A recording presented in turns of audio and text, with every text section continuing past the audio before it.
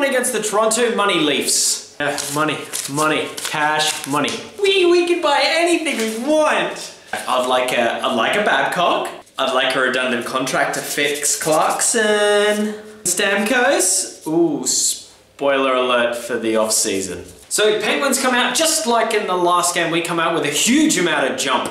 Outwork, out-hustle, out-skate, out-everything the Toronto Money Leafs.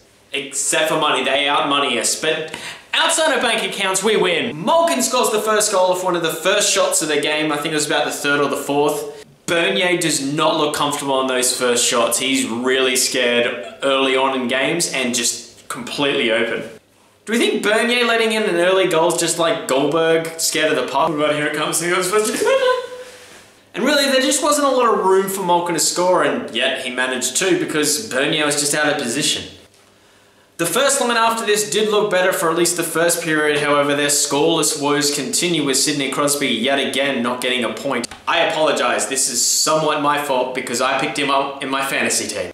I also picked up Hornquist and Oli Mata. I dropped Oli Mata recently, and then the next game he scores a goal! He fights cancer. That puts the Penguins 2-0 up and going into the shed at the end of the first period. But then Babcock does something unheard of in this era where coaches' challenges are around, and he calls a timeout 2-0 down in the first period. Most coaches are gonna save that. Babcock is Babcock, and he just does whatever the hell he wants, and it seems to always work out. When we fire our coach, can we have a Babcock? No, we get Tortorella.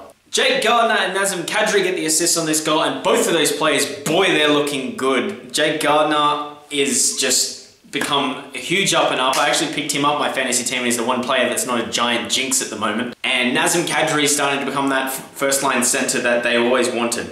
I mean, first-line centre behind Bozak, because let's face it, he's the star of the NHL. Speaking of Bozak, Kessel and Bozak didn't really do a lot this game.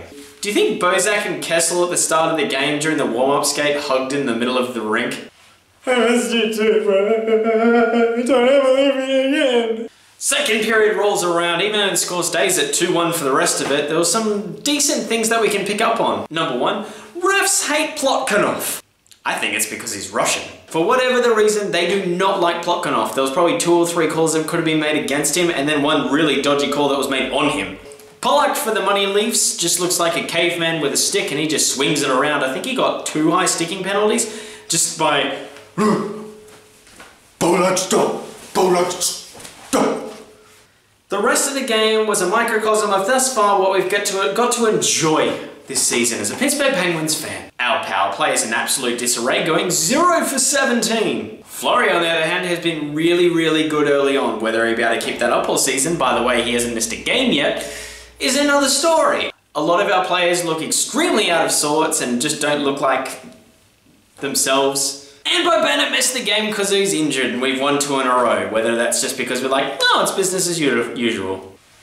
Anyway, top marks for Toronto, even though their entire team is just 4 third lines. I think Babcock's like 3rd line go out there, and then just all of a sudden all of the players go out there. Which actually happened at one point at the end of the game when 7 Maple Leafs were on the ice. The refs missed 2 too many player on the ice calls when 6 players decided to go out on the ice. However, 7, you're kind of just fucking around at that point. And we're 2 points out from actually being in our division, nice and comfy in a nice little playoff spot. Anyway, that's the whole video, guys. Make sure you catch my next one, which will be on the same day as the Florida Jagers. It's just been really busy here, so I've been just playing catch up.